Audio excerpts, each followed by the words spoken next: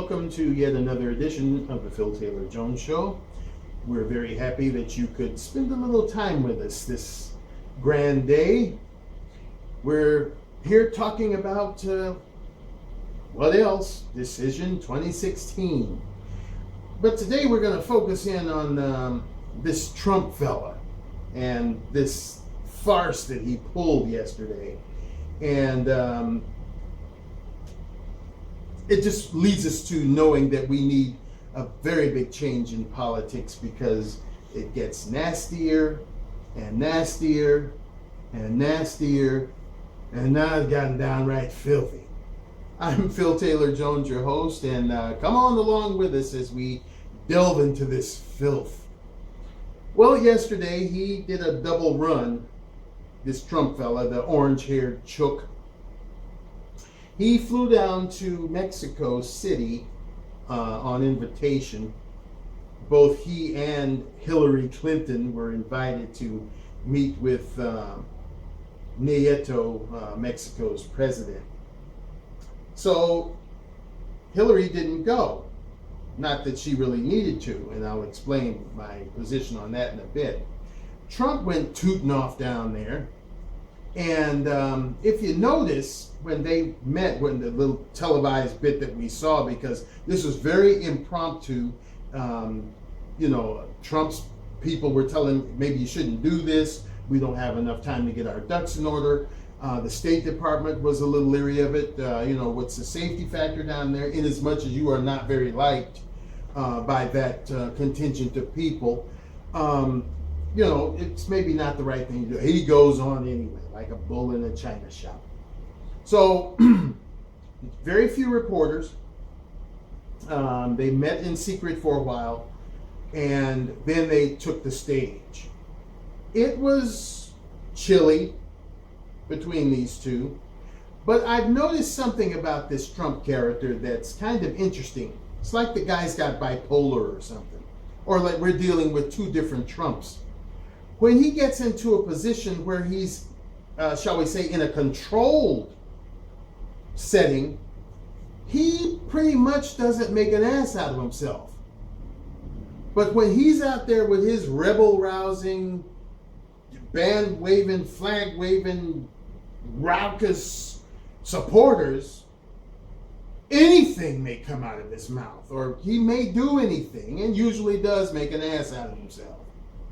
So yesterday at this meeting with the president of Mexico, he pretty much contained composure, very politically correct speech from the man who isn't politically correct. And it was over. He claimed that no mention of who was going to pay for the wall came up.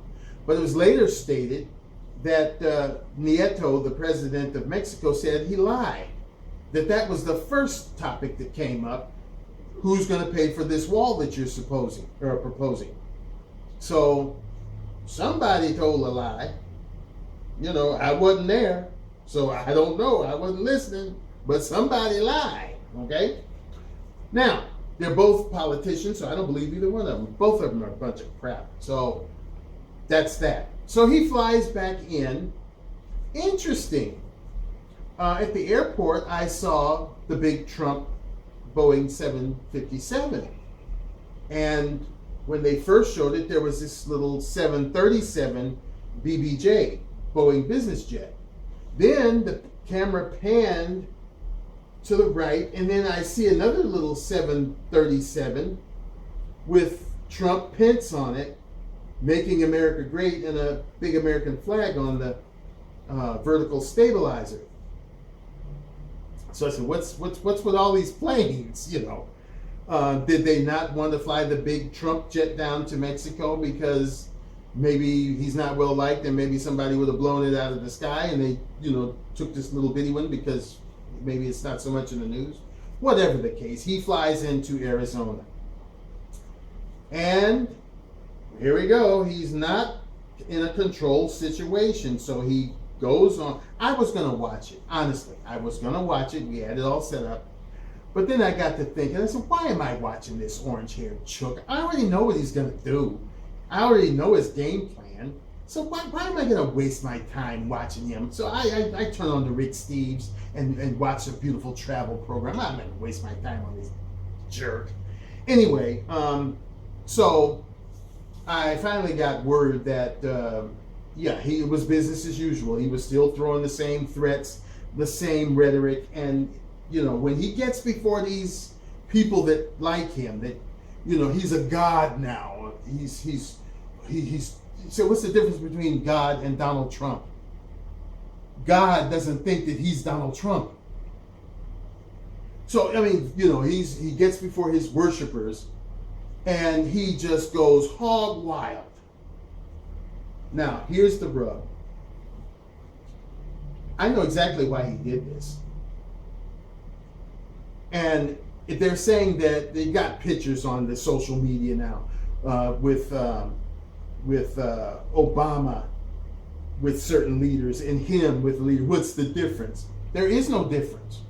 Obama went over there to Vietnam and crawled into bed with those leaders and apologized. He went over to Japan and crawled into bed with Abe. He went to all those other places and crawled into bed with him, schmoozing, trying to point himself up, the same way this character went to Mexico and crawled into bed with Nieto. And he did it on the prowess that when he got back home, maybe all the Hispanics would want to vote for him because they don't like him.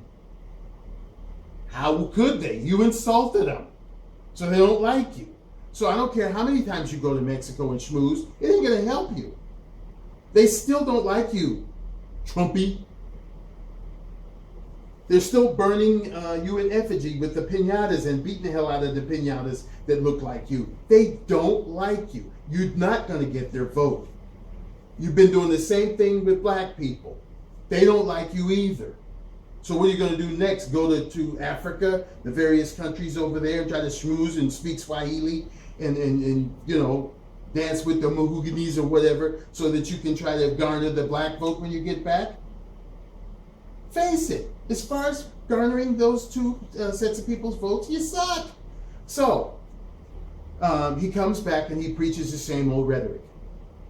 Oh, now Donald Trump won. The president of Mexico has admitted that he won. What did you win?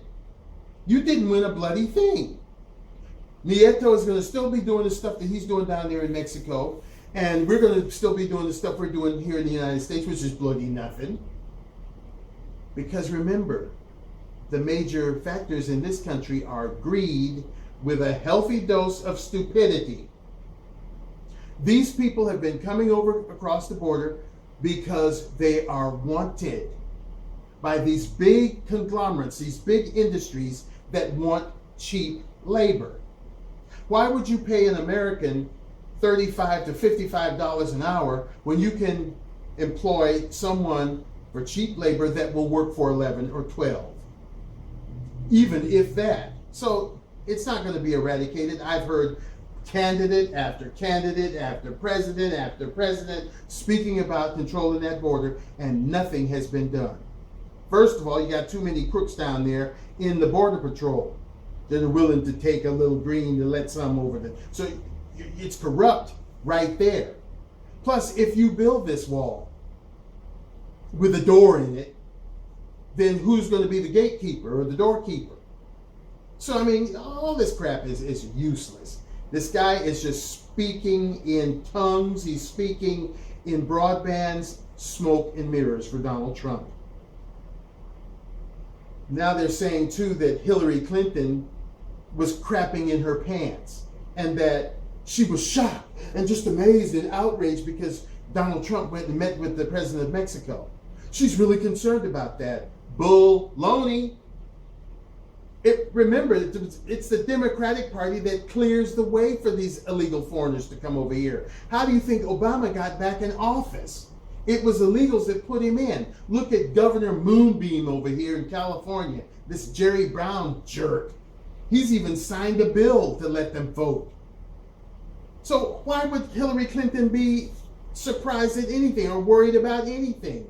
She and the Democratic Party, right along with old bastard, set this up. It was Trumpy that had to go over there and take the bait and try to suck up so that he can garner a few Hispanic votes, because he thinks, as he's always thought, that basically the white folks could get him over. But he must have had a lapse of memory, because since the white folk been around, there's been that much more of what they call the minority. So now they're the minority. And the minority is now the majority. So he, I guess, finally came to his senses. Oh, shoot, I need more Hispanic votes than the few little ones that are over here in the Republican Party. And I need more black votes than the few little black people that are over there in the Republican Party. Somebody must have told him. Or maybe he in his imminent glory figured it out. What happened in the primaries were the primaries, but when it comes to the general, oops, I'm screwed. So he's doing everything as a last-ditch effort to try to bring himself up with the Hispanics and with the black folk. But I don't think either contingency is buying it. As I've said before, we've had too many problems with both Democrats and Republicans and their prospective parties throwing us under the bus, and not only throwing us under it, but running us over with it. We're all flat as pancakes. Like I said, we're struggling, we're in strife. Our veterans are suffering. We've got homeless people. We've got a shot economy. The jobs are gone. And who has done this? Who's done this dreadful thing? The two greedy parties and the dregs they pump out for us to vote for. Oh, that was a great speech. He gave the greatest speech ever. He's so presidential. Obama's not presidential. Neither one of them are. They're both jackasses. Oh, and then the other night I found it kind of interesting. Before he even got there, they had this group of people come out that were victims of, their loved ones were victims, either killed or hurt very badly or disabled by illegal aliens. I found it very interesting that there was one constituency and not a single one of the other. I'm sure that some black folks somewhere out there have had people murdered by illegal foreigners or, gravely impaired. But I find that very, very odd. And then they panned this big arena where he was having his rally. And basically, I didn't see a black face in the crowd. Now, I'm not saying that there wasn't one there. But I am saying if there was one there, that's probably all that was there. This guy caters to the white. He caters on a grander scale to the rich. And probably that's why he's sucking in the polls right now. Because people notice. People aren't stupid. They don't listen to telly. They don't look at the polls. They look at what's going on. He had on this old sheriff, Joe Arpaio. And he was speaking basically in the vein of illegal immigration. But I'm looking at this guy and I'm reading him in the backlots of his mind, because it was Trump himself who said at his acceptance, or in his acceptance speech at the convention, that he was going to pick up the Richard Nixon political stance. He was going to be the legal candidate. He's going to be the one who fights for the law. So in other words, y'all darkies better beware. You immigrants better beware, because there's going to be a new sheriff in town, and that's going to be me, Donald Trump. And I'm going to bring along with me Mr. Arpaio. Now, I had never seen this guy. I've heard of him. But last evening they brought him on.